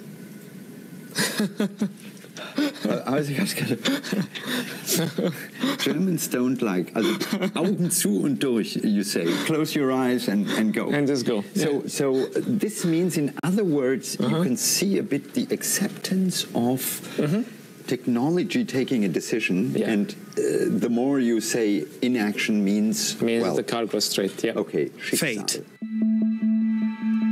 A comparison of Germany and France reveals cultural differences. The French tend to favor sparing women, and there's a stronger focus on children. And interesting little chart there, huh? Cultural, ethnic differences, whatever. Yep. So what you could see here is something like the European Union being able to selectively do whatever they want when somebody travels outside of their proverbial province or state. Yep. What that means is this: if people in France know that the AI system will protect women and children more so than men or other things that you see here, when these French citizens go to a place like Germany and they, as humans, are accustomed to being on their phone while they're crossing a crosswalk because they know that the AI cars are going to protect them. When they're in Germany, they may in fact get hit. Yep. Need to know the different rules in different places. Yeah. Yet we're being thrust. Sorry, go ahead. Yet we're being thrust into a homogenized, consolidated world government that will be able to select. I think there's a real problem trying to blend together the ethnic differentiations between different cultures. I think that's what makes the world so interesting and wonderful and diverse in a good way. Blending the cultures is not the issue.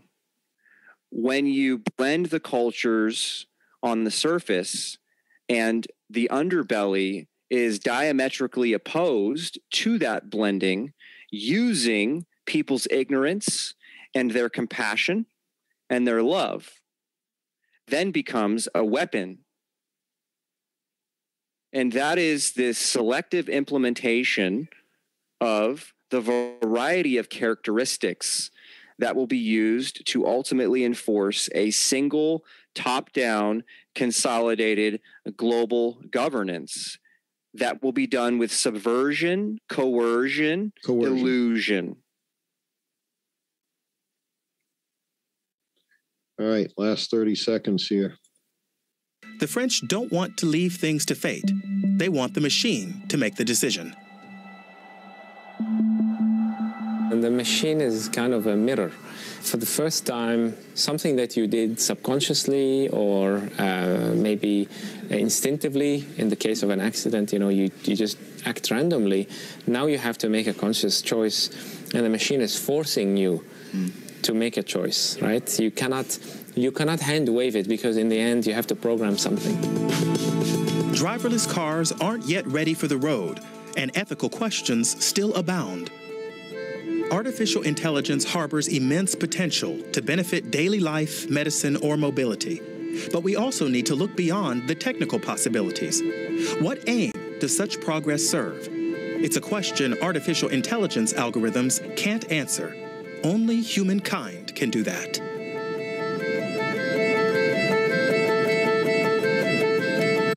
I pause this on the credits. This is in your show notes. DW documentary, German Public Broadcast Service.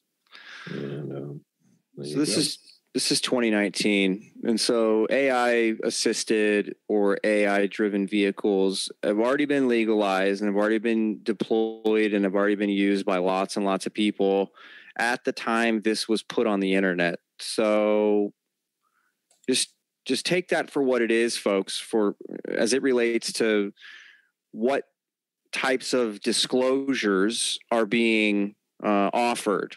Just take that for what it is, because the idea of oversaturating the masses with information creates a chaotic environment that allows for selective implementation of any of the ideas or policies presented in the chaotic environment. And this is simply a long-winded way of saying what some of us understand as order out of chaos.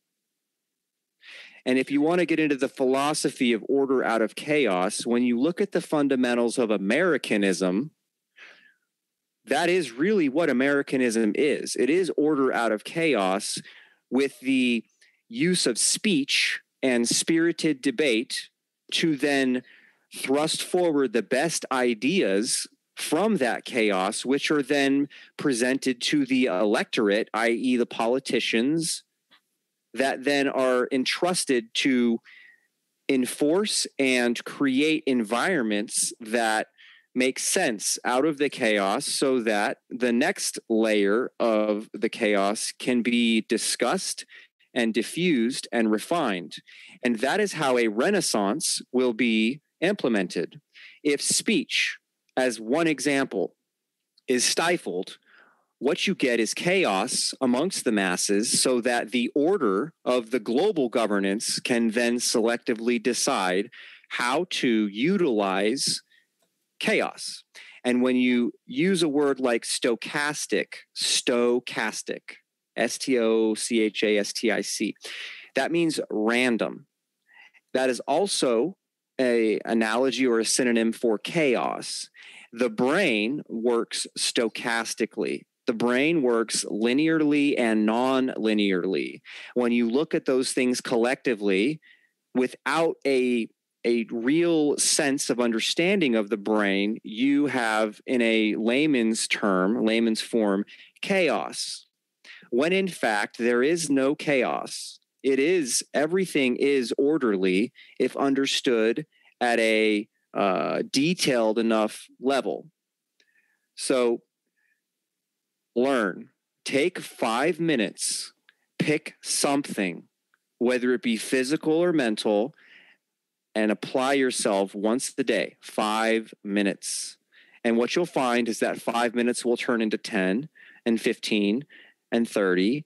And pretty soon, you will be comfortable with stepping away from a proverbial black obelisk that is a symbolism If those of you that don't know what a black obelisk is or a black cube, you should look that up because that is a very known iconography. I'll stop. I know we're running out of time. Yeah, we're okay. I had a real good time going through this discussion with you, and I think everybody else did. So, yeah, it's great.